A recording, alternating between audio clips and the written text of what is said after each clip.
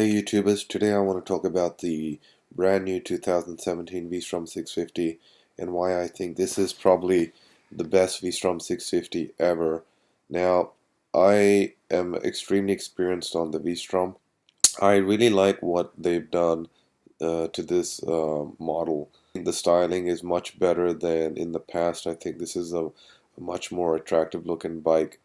The key things that I like about this bike is the fact that they reduce if you look at this muffler, they put it in a much better position. It's much lower now. The center of gravity is going to be lower to the ground, so I think that's a good design decision.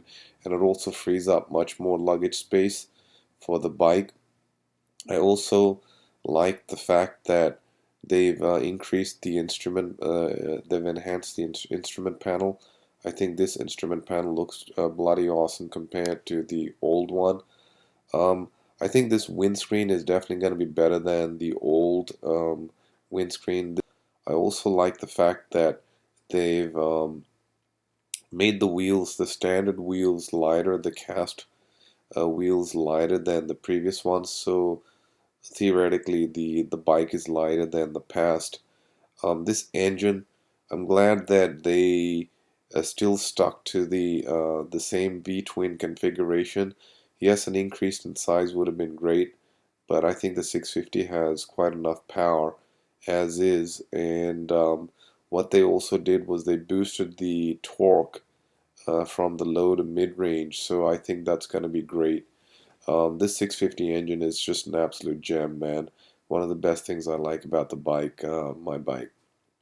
The other thing that they've really enhanced on this bike is the traction control. They've now made it standard. The old bike does not have traction control, so they've included it.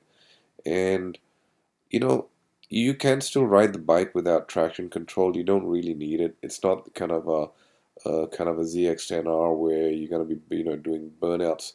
But I'm always an advocate of safety, and I think that's great that they've included traction control in the bike. The new seat is also supposed to be a little bit more comfortable than the old ones, so that's great.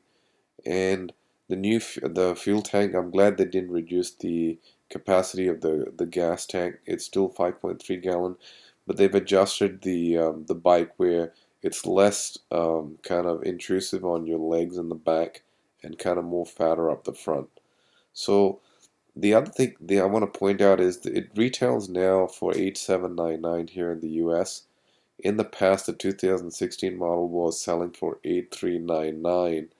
So it's about $400 more than the previous model.